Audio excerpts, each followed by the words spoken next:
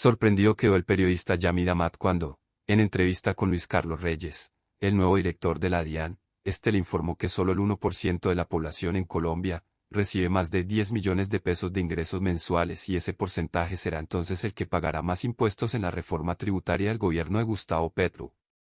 ¿Tan pobre es nuestra nación?, preguntó Yamid con tono angustiante y la respuesta de Reyes fue un llamado a ese 1% de los colombianos con ingresos más altos, a que se salgan de la burbuja en la que viven y se enteren de una vez por todas de la realidad del país. A pesar del asombro de algunos, esa cifra es un hecho que conoce el 99% de la gente y es una situación que la viven en carne propia, cuando hacen las cuentas de lo que les llega cada mes. Sin embargo, hay datos más graves que dejarían estupefactos a aquellos que siguen en la llamada burbuja. Si revisamos la gran encuesta integrada de hogares del DANE, que es de donde sale la estadística entregada por el director designado de la DIAN, vamos a ver que en Colombia definitivamente el palo no está para cucharas y que somos un país en el que la mayoría de su gente vive, no con bajos, sino con muy bajos ingresos. Miremos las cifras. Según el DANE, hoy hay en Colombia 21,1 millones de personas ocupadas, es decir, que trabajan, ya sea de manera informal o formal, y reciben ingresos por la labor que hacen. De ese total, 9,7 millones de personas reciben menos de un salario mínimo mensual. Sí, casi 10 millones de colombianos viviendo al mes con menos de un salario, que se supone es el básico y que hoy en día equivale a solo 1 millón de pesos.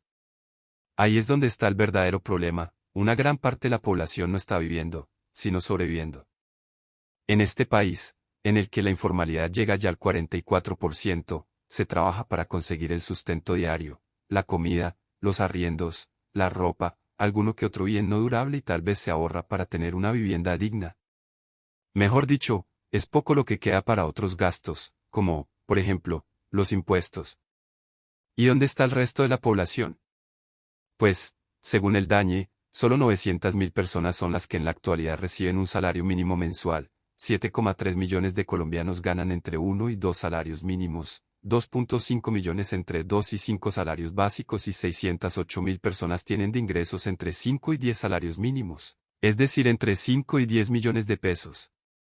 Como pueden ver, la cifra de los que quedan, es decir, la de los que ganan más de 10 millones de pesos, puede llegar a ser incluso menor a la mencionada por el nuevo director de la DIAN.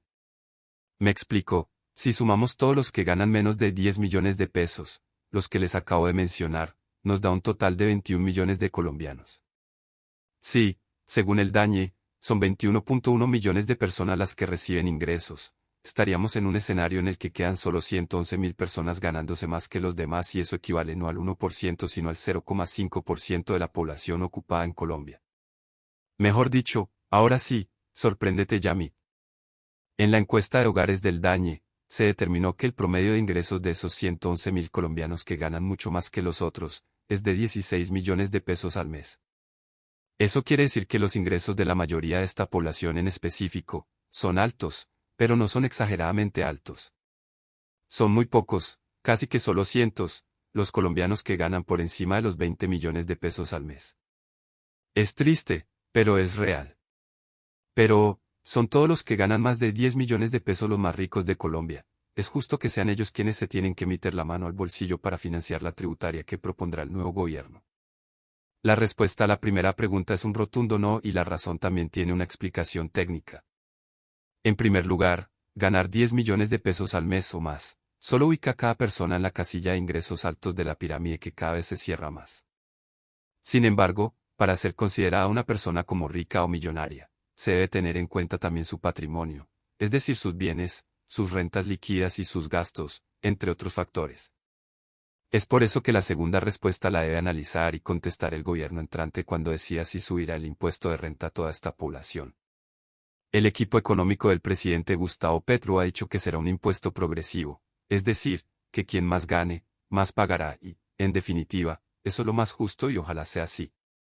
Y es que no es lo mismo que a un asalariado, que recibe 10 millones de pesos mensuales, le suban los impuestos en la misma proporción en la que aumentarían a los grandes magnates del país, que superan de lejos el promedio de los que están en este grupo poblacional y que, como ya les mencioné, es de 16 millones de pesos.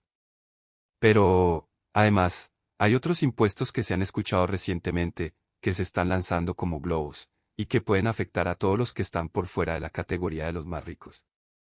Por ejemplo, el impuesto a los planes de telefonía móvil de más de 47.000 pesos definitivamente afectaría al colombiano de a pie.